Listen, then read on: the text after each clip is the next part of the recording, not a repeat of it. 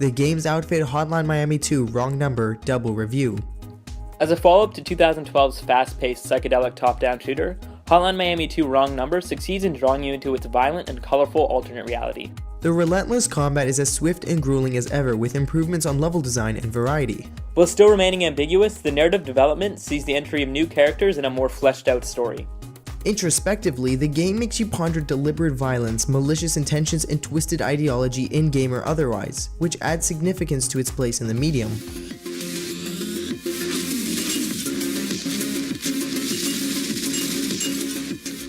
Story design in Hotline Miami 2 takes a very different approach from its predecessor. Instead of centering around a single pivotal character like Jacket, there are a myriad of other characters you will control as the story jumps around time periods and groups of people. At some points in this distorted timeline, you'll recreate the violence of the first game in Martin's Midnight Animal movie. This makes you question your actions, having you commit some horrible deeds before realizing you're just an actor on a set. At other points, you'll embody Jacket's fans who seek attention garnered due to his lofty body counts. The cast spreads out to an ominous detective, a gang leader, and a morally driven writer, to name a few. I found the story to be far more cohesive than Azelle. With more cutscenes than Hotline Miami 1, Wrong Number was able to tell a more traditional story. While it succeeds in introducing new and exciting characters, Hotline Miami doesn't bother clarifying their purpose or their focus to the plot, although this gives room for player interpretation.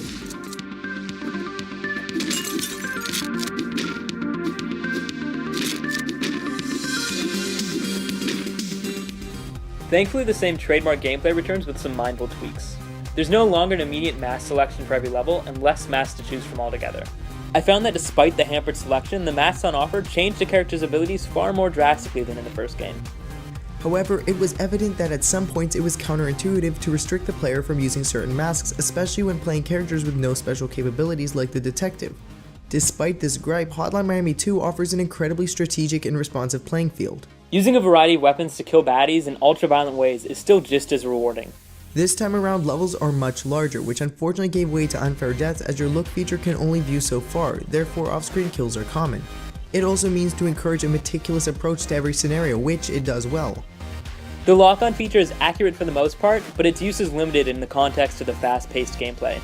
While we applaud Dennaton's effort to diversify the new gameplay elements, the new arenas did not flow as well as they did in the first iteration, with a huge difficulty spike in the third act of the game.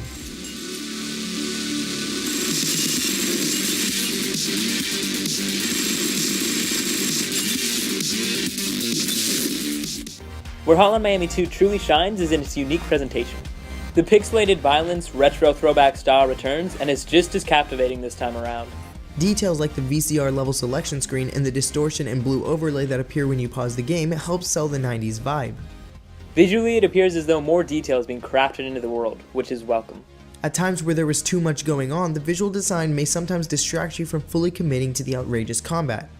Although the violence and graphic content's a little too extreme, it does fit with the message the game is trying to send. What helps to sell Hotline's gritty tone is its excellent musical score. Electronic synthesizers, bass drops, and melodic beats pace the action and are appropriately dispersed throughout the campaign. It sets the tone for each subsequent scene, and it creates an atmosphere that's definitive to the overall experience. When the rather lengthy campaign is completed, play through hard mode to test your acquired skills with more enemies, a mirrored layout, and no lock-on, or replay levels to earn a higher ranking. With a level editor on the way, Hotline Miami 2 will have a ton of added longevity.